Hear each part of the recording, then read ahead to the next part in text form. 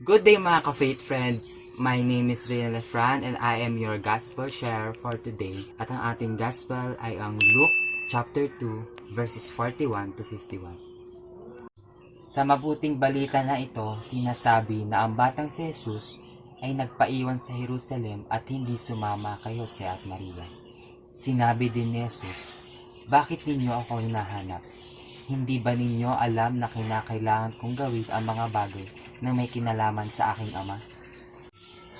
Mga ka-faith friends, para sa akin, ipinapahiwatig dito na sa lahat ng ating ginagawa at gagawin ay laging nakakibat ang ating Panginoon.